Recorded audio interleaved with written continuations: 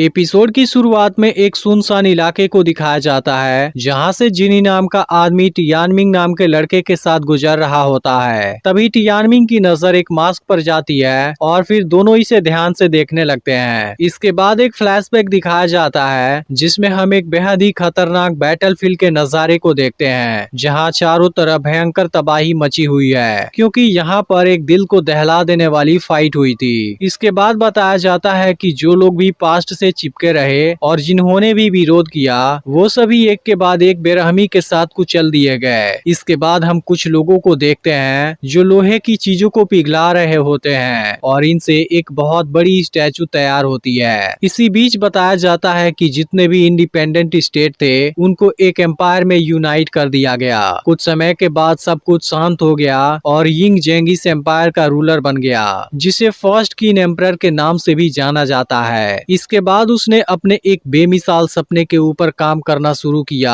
और एक बड़ी सी स्टैचू तैयार कराई। इसी के साथ उसने धरती के नीचे भी एक बड़े से मकबरे का कंस्ट्रक्शन शुरू कराया जो कि खुद उसके लिए ही था। इसके अलावा यिंग जेंग अपने सोल्जर के संख्या को भी बढ़ाता गया और एक बहुत बड़ी आर्मी तैयार कर लिया क्योंकि वह धरती के नीचे और इसके ऊपर के पूरे हिस्से पर कब्जा करना चाहता था। इसलिए वो अपने एम्पायर के खिलाफ आने वाले हर एक रुकावट को खत्म कर देने के लिए भी तैयार था। इधर जिनी और टियानमिंग एक ब्रिज पर पहुंचते हैं जहां इनको दोनों तरफ से बहुत बड़ी आर्मी घेर लेती है। फिर इसमें से एक कहता है यहाँ जो भी क्रिमिनल है प्राइम मिनिस्टर ने उसे अरेस्ट करने का ऑर्डर दिया है। इसके बाद कहता है ये दोनों सेंसिटिव इंफॉर्मेशन जानते हैं जो एम्पायर के मजबूती को संकट में डाल सकती है। अब जिनी टियानमिंग से पूछता है क्या तुम्हें डर लग रहा है, जिस पर टियानमिंग कहता है बिल्कुल नहीं। फिर जिनी कहता है क्या तुम्हें पता है वो अभी भी हमारे ऊपर चार्ज क्यों नहीं कर रहे। तब टियानमिंग कहता है ऐसा लगता है वो सब डरे हुए हैं। फिर पूछता है क्या वो आपसे डरे हुए हैं। इस पर जिनी कहता है वो सब मुझसे नहीं बल्कि मेरे रास्ते में खड़े होने के अंजाम से डरे हुए हैं। तुम इस मोमेंट और उनकी आंखों को बिल्कुल भी मत भूलना क्योंकि यह सब कमजोरों की आंखें हैं लेकिन किसी भी हालत में तुम्हें कमजोर नहीं होना है। जिस पर टियानमिंग कहता है मैं भी किसी दिन आपके जैसा ही ताकतवर बनूंगा। इस पर जिनी कहता है ताकतवर बनने के लिए तुम्हें सबसे पहले खुद के डर का सामना करना होगा और ताकतवर होने का मतलब है अपने दुश्मन को खुद से ज्यादा डरा देना। तभी मोहिस्त स्कूल का मास्टर बैन कहता है कि इनके बेस्ट स्वॉर्ड्समैन और इसके आर्मी के बीच की यह फाइट बहुत शानदार होने वाली है। फिर जूजी पूछता है जिनी के साथ वाले लड़के के बारे में क्या पता चला। फिर बैन बताता है टियानमिंग एक अनाथ बच्चा है जिसको एक बुजुर्ग कपल ने अडॉप्ट किया था लेकिन वो भी आग में जलकर मारे गए, जिसके बाद से यह लड़का गलियों में भटक रहा था और जिनी ने इसे एक महीने पहले ही पाया है। इस पर जूजी कहता है टियानमिंग की लाइफ तो बहुत कॉम्प्लिकेटेड थी और जिनी इसे चुपके से कई सालों से ट्रैक कर रहा था लेकिन अभी तक कोई भी नहीं जानता आखिर जिनी ने ऐसा क्यों किया। फिर भी जूजी को लगता है टियानमिंग की आइडेंटिटी उतनी सिंपल नहीं है जितनी बाहर से दिख रही है और कहता है क्या यिंग जेंग ने इतने सारे सोल्जर को इसलिए भेजा है क्योंकि टियानमिंग ने या फिर जिनी ने धोखा दिया। फिर बैन भी पूछता है क्या यह चीज हमारे ऑपरेशन को अफेक्ट करेगी, जिस पर जूजी कहता है हम इसे जल्दी ही पता कर लेंगे।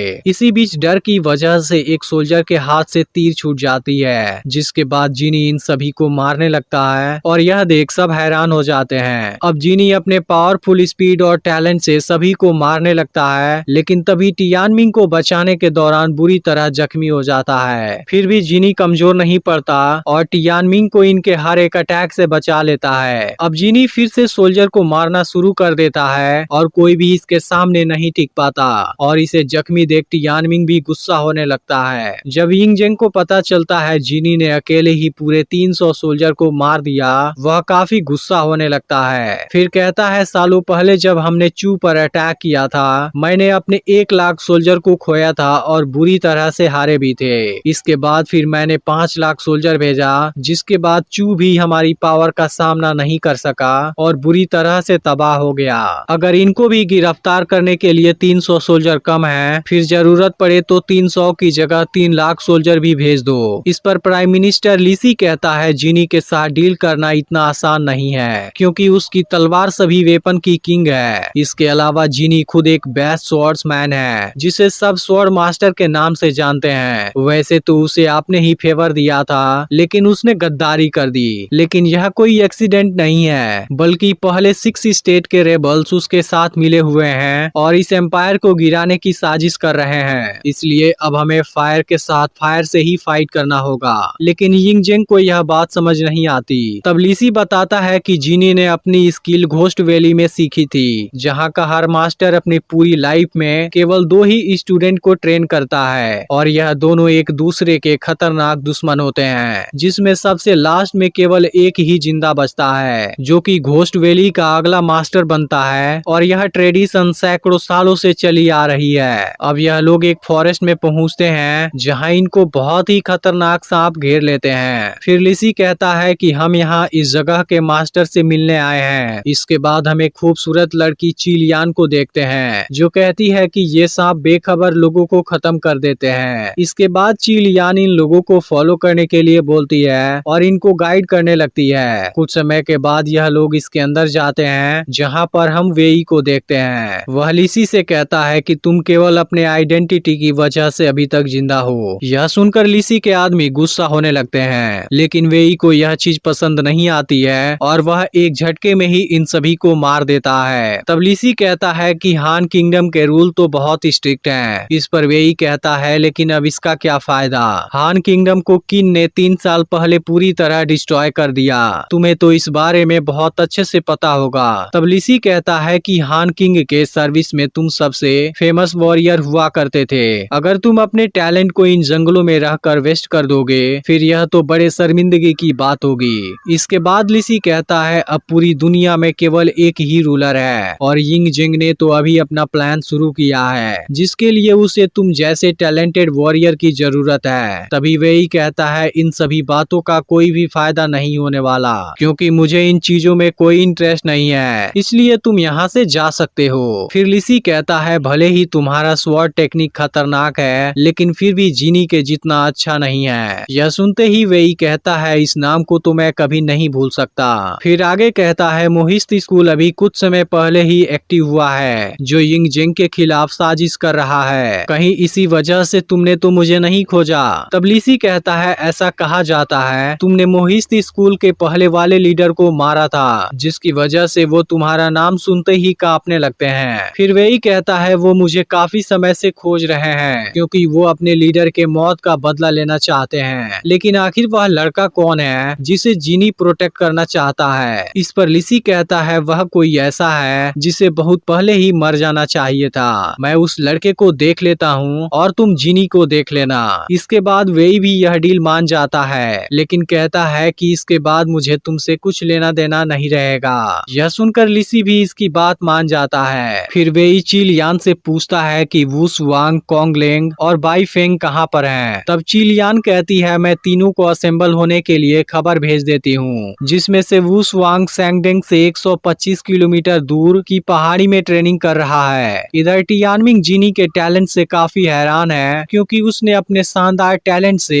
इतने सारे सोल्जर को आसानी से मार दिया। तभी टियानमिंग नोटिस करता है कि जिनी बुरी तरह से जख्मी है, लेकिन फिर भी इसने इस बारे में एक बार भी कुछ नहीं बोला। फिर टियानमिंग जिनी से रेस्ट करने के लिए बोलता है, जिस पर जिनी पूछता है क्या तुम थक गए हो। फिर टियानमिंग कहता है आप इतने ज्यादा जख्मी हैं, सबसे पहले हमें आपके लिए एक डॉक्टर को खोजना होगा। तब जिनी कहने लगता है हमारा डेस्टिनेशन अभी भी बहुत दूर है और हमें काफी दूर तक जाना है, क्या तुम स्ट्रॉन्ग नहीं बनना चाहते। यह सुनते ही टियानमिंग कहता है यह भी कोई पूछने की बात है। तब जिनी कहता है तुम्हें हमेशा इसी रास्ते पर आगे बढ़ना होगा, भले ही कुछ समय बाद मैं तुम्हारे साथ ना रहूं। यह सुनकर टियानमिंग पूछने लगता है कि आप मुझे छोड़कर जाने वाले हैं, लेकिन अब जिनी कुछ नहीं बोल पाता और फिर बेहोश होकर नीचे गिर जाता है। फिर टियानमिंग झील से पानी ले जाता है और जिनी को पिलाने लगता है, लेकिन तभी इसकी नजर एक तीतर पक्षी पर जाती है और काफी कोशिश के बाद टियानमिंग इसे पकड़ने में कामयाब हो जाता है। फिर वह इस जगह पर आग जलाता है और जिनी की तलवार की मदद से इसे पकाने लगता है। इसके बाद हम चू फैमिली के यंग मास्टर सोयू को देखते हैं, जो अपनी एक छोटी सी ट्रेनिंग दे रहा होता है और इस दौरान अपने शानदार टैलेंट और ताकत से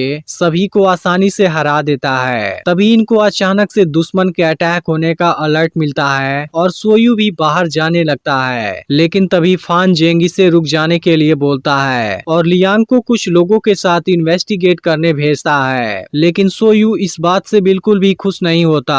इसलिए फानजिंग जब पीछे मुड़कर इसे समझाने लगता है, तब इसका फायदा उठाकर सोयू भी यहाँ से निकल जाता है। फिर हम देखते हैं कि टियानमिंग को चू फैमिली के गार्ड ने घेर लिया है और अब टियानमिंग भी इनका सामना करने के लिए बिल्कुल तैयार है, जिसके हाथ में जीनी की तलवार भी है। तभी सोयू भी लियांग के साथ यहाँ पर आ जाता है और लियांग यहाँ जख्मी पड़े आदमी के बारे में पूछने लगता है, लेकिन टियानमिंग इनको कुछ भी नहीं बताता और कहता है कि इस बात से तुम्हें कुछ नहीं लेना देना। इसके बाद लियांग पूछता है यहाँ पर हुआ क्या है। फिर टियानमिंग बताता है मैंने यहाँ पर एक छोटी सी आग जलाई थी। तभी सोयू और लियांग टियानमिंग के पास वाले तलवार को नोटिस करते हैं, जिसका नाम रेनबो एबिस होता है। फिर लियांग टियानमिंग से पूछता है कि तुम्हें यह तलवार कहाँ से मिला, जिस पर टियानमिंग बताता है कि यह मेरे अंकल का है। तभी सोयू टियानमिंग से तलवार को देखने के लिए मांगने लगता है, लेकिन टियानमिंग इसे तलवार देने से मना कर देता है। फिर भी सोयू नहीं मानता है और टियानमिंग के साथ फाइट करने लगता है। इसके बाद टियानमिंग सोयू पर कई बार अटैक करने की कोशिश करता है, लेकिन सोयू टियानमिंग से ज्यादा टैलेंटेड होता है, इसलिए वह टियानमिंग को आसानी से बीट कर देता है और आखिर में तलवार को ले लेता है। फिर लियांग कहता है इस पर किन लैंग्वेज में कुछ लिखा हुआ है। तब सोयू को लगता है टियानमिंग किन का कोई जासूस है जो यहाँ पर इन्वेस्टिगेट करने आया है। तभी लियांग कहने लगता है यह कोई ऑर्डिनरी तलवार नहीं है, इसका ओनर जरूर ही एक्स्ट्रा ऑर्डिनरी टैलेंट वाला होगा।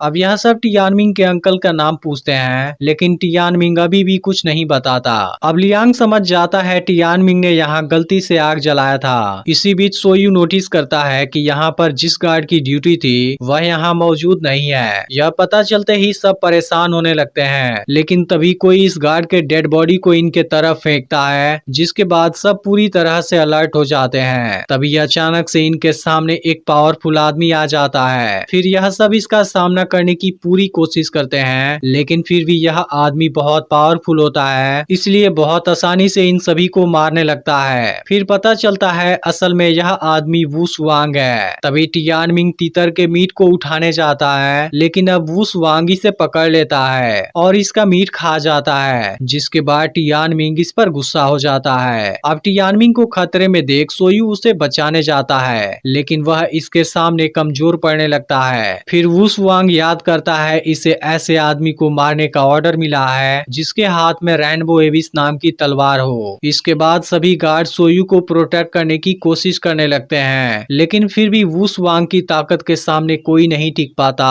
और वह इन सभी को एक एक करके मारने लगता है। तभी इसी बीच टियानमिंग को एक मिस्टीरियस आवाज सुनाई देने लगती है। फिर एक फ्लैशबैक दिखाया जाता है जिसमें लीजी नाम की लेडी एक छोटे से बच्चे से कहती है आने वाले कुछ सालों में तुम बहुत से खतरों का सामना करोगे। फिर वह अपने बच्चे को किसी के हाथों में दे देती है और कहती है तुम कभी मत भूलना तुम्हारी लाइफ के बदले एक बहुत बड़ी कीमत चुकाई गई है, इसलिए तुम कभी भी मत डरना और हमेशा स्ट्रॉन्ग बने रहना। इसके बाद पावरफुल वुस वांग इसके सामने होता है और यह एपिसोड यहीं पर एंड हो जाता है। अगर एनीमे रिकैप की यह वीडियो अच्छी लगी हो तो लाइक जरूर कर देना और किंग्समून के अगले पार्ट का एक्सप्लेनेशन चाहिए फिर कमेंट करके जरूर बताना।